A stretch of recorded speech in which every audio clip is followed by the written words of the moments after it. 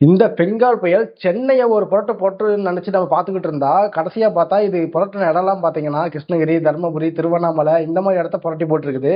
நம்ம யாருமே நினைச்சு கூட பார்த்துருக்க மாட்டோம். ஏன் திருவண்ணாமலை இருக்கிறவங்க கூட நினைச்சு பார்த்துருக்க மாட்டாங்க. இது வரைக்கும் அந்த பக்கம்லாம் இந்த மாதிரி நிலச்சரி வந்ததே இல்லை. இந்த தடவை நிலச்சரி வந்து 7 பேர் இறந்து போயிட்டாங்க. அது மட்டும் இல்லாமல் பார்த்தீங்கன்னா நம்ம சிஎம் ஸ்டாலின் இருக்காரு பார்த்தீங்களா, அவர் பிஎம் மோடிக்கு டைரக்டா என்ன சொல்லியிருக்காருன்னா 2000 கோடி ரூபாய் தமிழ்நாட்டுக்கு மட்டுமே இழப்பீடு தொகையா வேணும் அப்படின்னு சொல்லி கேட்டிருக்காரு. 2000 கோடி ரூபாய்க்கு அவ்வளோ டேமேஜ் ஆயிருக்காங்கிறத பத்தி இந்த வீடியோவில் பார்க்க போறோம்.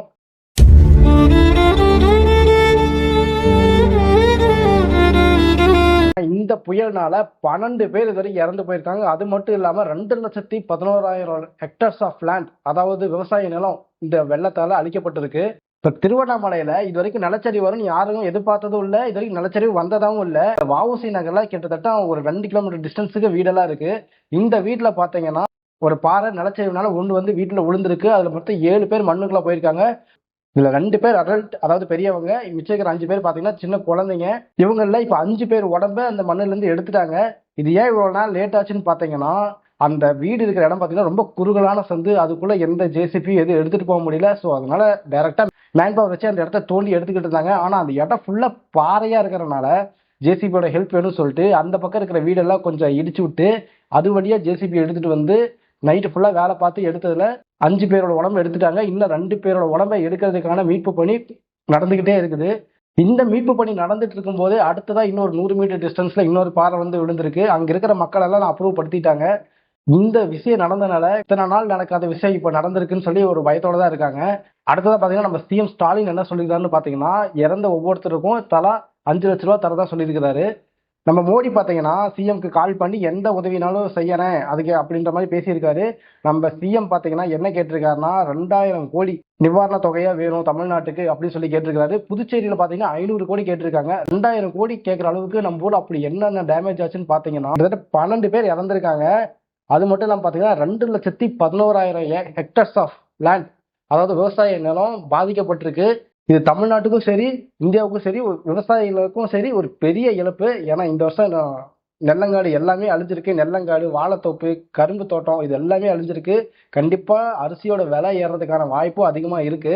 போன தடவை வந்த புயல்னால சென்னை பயங்கரமா பாதிக்கப்பட்டுச்சு. அதனால நம்ம என்ன நினைச்சோம், எல்லாருமே சென்னையை பத்தி தான் யோசிச்சுக்கிட்டு இருந்தோம். ஆனா இந்த தடவை யாருமே எதிர்பார்க்கவே இல்லை. இந்த புயல்னால நம்ம சேலமா இருக்கட்டும், கிருஷ்ணகிரியா இருக்கட்டும், தர்மபுரியா இருக்கட்டும், கள்ளக்குறிச்சியா இருக்கட்டும், திருவண்ணாமலையா இருக்கட்டும், புதுச்சேரியா இருக்கட்டும், இந்த மாதிரி இடங்கள்ல பயங்கரமா பாதிக்கப்பட்டிருக்கு. இந்த புயல்னால கிட்டத்தட்ட 2,416 குடிசைகள் அழிக்கப்பட்டிருக்கு. அது மட்டும் இல்லாம பாத்தீங்கன்னா 721 வீடுகள் அழிஞ்சிருக்கு இந்த புயல்னால. 963 ஆடு மாடுகள் இறந்திருக்கு இந்த புயல்னால. இது கேட்கும் போதே மனசு கஷ்டமா இருக்கு. நம்ம ஒரு விலங்கை வளர்த்துறோம், அது மேல எவ்வளவு பாசம் வச்சிருக்கோம். நம்ம வீட்டுல ஒருத்தர் இறந்த மாதிரி தான் இந்த விலங்குகளோட இழப்புமே. அது மட்டும் இல்லாம பாத்தீங்கன்னா 9,500 கிலோமீட்டர்ஸ் ஆஃப் ரோடு டேமேஜ் ஆயிருக்கு. 9,500 கிலோமீட்டர் ஆஃப் ரோடு டேமேஜ் ஆயிருக்குன்னா நினைச்சு பாருங்க, அதை மாதிரி ரீபில்ட் பண்றதுக்கு எத்தனை நாள் ஆகும், எவ்வளவு மேன் பவர் தேவைப்படும், எவ்வளவு செலவாகும்.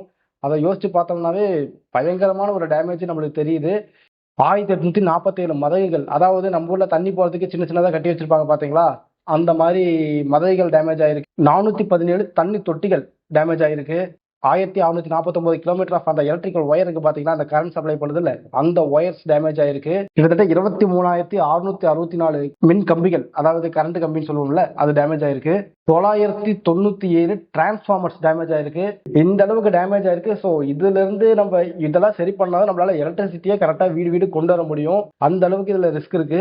4,200 அங்கன்வாடி சென்டர்ஸ் இருக்கு பாத்தீங்களா, அது டேமேஜ் ஆயிருக்கு. அது இல்லாம பாத்தீங்கன்னா ஹாஸ்பிட்டல்ஸ் 205 ஹாஸ்பிட்டல்ஸ் பக்கம் டேமேஜ் ஆயிருக்கு. 5,936 ஸ்கூல் பில்டிங்ஸ் டேமேஜ் ஆயிருக்கு. 381 சமுதாய கூடங்கள் டேமேஜ் ஆயிருக்கு.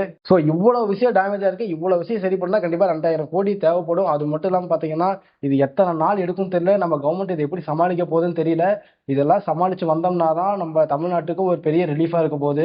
அதாவது பெங்களூர், கர்நாடகால பயங்கரமா மழை பெஞ்சுக்கிட்டு இருக்கு. அடுத்ததா பாத்தீங்கன்னா கேரளால ரெட் அலர்ட்ல நிறைய டிஸ்ட்ரிக்ட் இருக்கு. இன்னும் அவங்களுக்கு என்னென்ன பாதிப்பு வரப்போகுதுன்னு தெரியல. ஸோ எல்லாருமே வீட்டில் சேஃபா இருங்க. முடிஞ்ச வரைக்கும் என்னென்ன பொருட்கள் தேவையோ அதை முன்னாடியே ரெடி பண்ணி வச்சுக்கோங்க.